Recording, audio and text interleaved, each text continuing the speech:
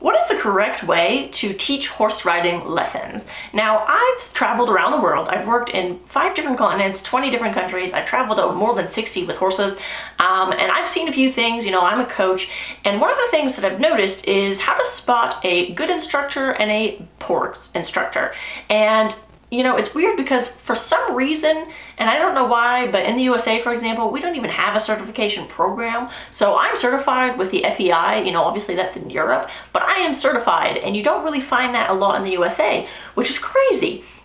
And so how can you decide or determine if, you know, your instructor is doing what they should be doing, but also if you are interested in becoming an instructor or a coach, you know, what are some things and tools and skills that you can use to kind of level up and one up your game and actually maybe even charge a little bit more money because you're actually doing it correctly.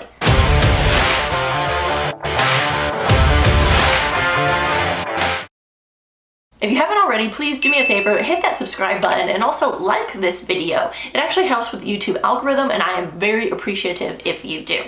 One of the biggest mistakes that I have seen some amateur horse riding instructors make is that they will stand outside of the arena or sit on the fence of the arena and not actually be inside of the arena with the student and involved in that lesson. Now, let me explain a little bit. When I am coaching a student and I'm giving a lesson, I have to be in the actual arena with them, whether it's jumping or dressage. Maybe it's even something like very basic, like, you know, just trotting a circle around the arena.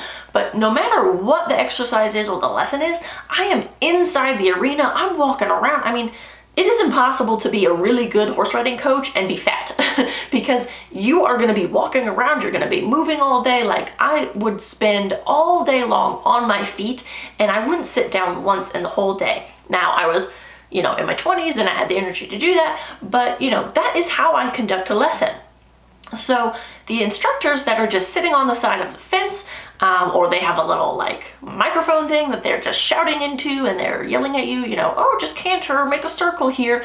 That is not the signs of a very good horse riding coach. And the reason is because when you are on the sidelines, okay, when you're on the sidelines, there's a whole lot of small details that you cannot see. And also it's very hard for you to give your student the exact timing.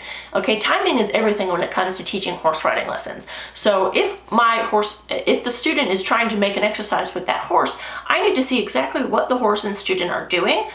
And I need to be able to give them very precise instructions at the exact moment I see it happening in order for them to kind of do it so that the horse can do whatever it is that I want them to do for the day. So, you know, for example, if we're working on leg yields, if I'm on the sidelines, I might not be able to see, especially if, you know, they're at a weird angle or, you know, they're behind me or in front of me or whatever. I might not be able to see the exact moment that the rider is, you know, using the outside rein or this leg or this or that. I might not be able to see what the horse is doing. You know, are they a little bit tense? Are they relaxed? Are they actually stepping through all the way? You know, I won't really be able to see that from the sidelines. And another thing is there's a lot of, let's call it therapy that goes on, especially when you're coaching adults. When you're coaching children, they just want to have fun and play games. But even with the kids, you know, if you're not paying attention to their emotions, you know, if they're scared, if you present them with a jump or something, you know, a challenging task or an exercise, whether it's adults or kids, you will not be able to see their faces and their emotions and what they might be trying to hide from you, again, if you're on the sidelines. If I'm right there in the action, okay, I'm right beside the jump and I'm watching them go over the jump, through the grid or whatever, I can actually see their face, their emotions, and I'm gonna actually know exactly what's happening, even if they're trying to hide something from me. And the horse is gonna tell me a little bit as well, but as a coach, I need to know what's going on in my student's brain and how their emotions are probably affecting the horse and the exercise. So if my student is scared or getting frustrated, then probably the horse is going to start getting frustrated or scared and maybe start running out on the jumps or, you know, whatever it is. And as a coach, I need to prevent all of that from happening. I need to set my students up for success. So I need to be able to gauge them, I need to be able to gauge my horse, and I need to be able to kind of take control of the arena and make sure that everything goes roughly how I want it to go.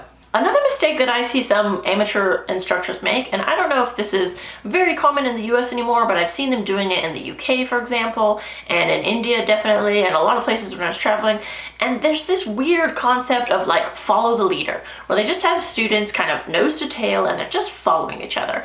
And even if they're young kids, I've had students as young as 5, and you know what? Those 5-year-olds, they had private lessons with me, they were doing all kinds of things. Like I gave them a little pony biscuit, they were going around the arena, they were cantering, they were doing this, I mean, they were doing all kinds of things. But if I was to take that same 5-year-old and just park it behind the tail of another horse, that kid, that student, is never going to learn how to actually ride. They're just gonna sit there and float around the arena. And this happened in England, which shocked me because England is, you know, a first world country, and I can't understand why they would be doing this. But they had a lady on a lead line, and they were basically asking the pony to canter. So they would have one pony canter, and then go to the back of the pack, and then the next person would canter and go to the back of the pack. And these were all, you know, 5-6-year-old kids, and the parents were on the sidelines like applauding and cheering like, yay, my little 5-year-old is cantering. And these kids were flopping around. They had no control over their bodies, no control over the horse. This person who was kind of leading the pony was just kind of making the pony, they were just sort of chasing the pony at all costs just to impress the parents. And it was just atrocious to watch. And I pray that no one ever makes their kids do lessons like that because it's horrible. So these little follow the leader kind of lessons, that is not what you want. That does not develop riders. That does not make them confident or comfortable. You know, they're flopping around, half of them are crying. I mean, there's no point in them riding just so the parents can kind of applaud and say that their 5-year-old kid cantered half of a lap. So, you know, that is completely useless, and if you are doing that, please stop doing that, okay? Because it's just not helping anyone. So yeah, those are the biggest mistakes that I see instructors making. Comment below if you've seen any other just really horrible, god-awful mistakes that you've seen instructors making and that you want them to just, you know, stop doing, because I'm sure there's a lot of them. Please remember to hit that subscribe button if you haven't already, and thank you so much for watching. Happy trails!